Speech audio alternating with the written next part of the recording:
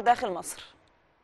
طبعا لو القانون صدر في الظروف اللي احنا فيها دي وكان ميسر، بكرر كان ميسر على الناس، مفيش شك انه هيبقى نقطة ايجابية، مفيش شك. لكن اذا كنا لسه هنقعد نتناقش في موضوعات اخرى، لان بدأت نقاط جديدة تظهر. اللي عاوز يتوسع نشاط قائم وعايز يتوسع ينضم ولا ما ينضمش. يا جماعة الكلام ده كله قبل ما القانون يصدر.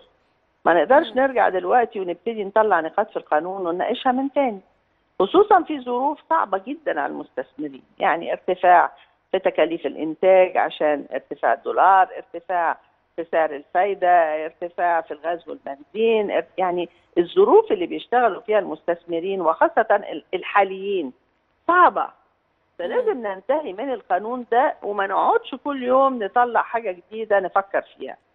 اللي عاوز يعمل مشروع جديد ينضم لهذا القانون يعمل مشروع جديد، لكن هنرجع نقول طب ولو زودنا خط انتاج ولو نقصنا خط انتاج؟ طبعا الكلام ده ما ينفعش.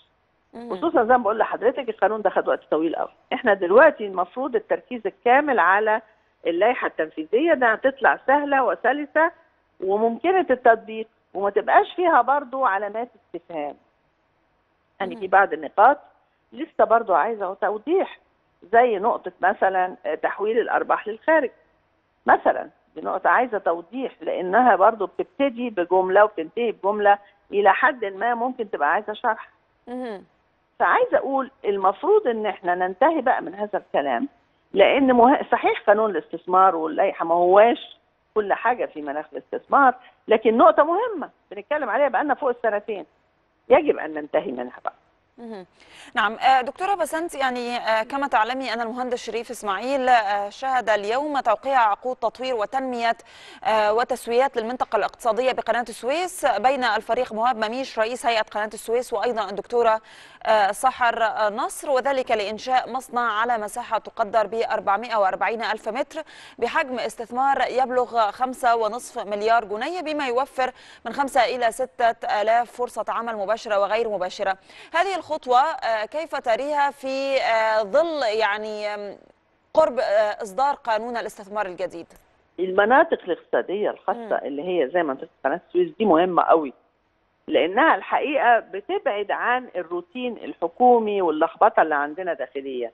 فمنطقة قناة السويس بالذات دي منطقة بتتبع قانون خاص بيها، الموافقات بتطلع أسرع، التنفيذ بيبقى أسرع. فالحقيقة منطقة قناة السويس دي أكثر المناطق اللي احنا هنشهد فيها إن شاء الله سرعة في الاستثمار. فده طبعا خطوة ممتازة، وأتمنى إن احنا نسرع في هذه المنطقة أكثر، لأنه الروتين الحكومي داخل مصر، اللي بقول داخل مصر لأن المنطقة دي لها نظام خاص بيها قاتل حقيقة.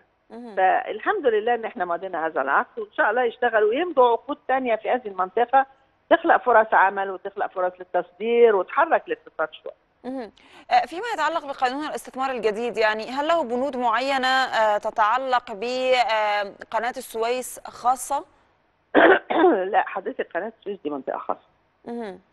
لها قانونها الخاص بيها ولها سلطات أكبر بكثير من أي منطقة تانية داخل مصر، يعني قائمين عليها كأنها لها مجلس وزراء لوحدها. فدي منطقة كويسة الحقيقة، وعشان كده بقول لحضرتك بتبعد عن الروتين الحكومي وبتتحرك أسرع، لأن الروتين الحكومي داخل مصر متعب. نعم، أنا بشكرك.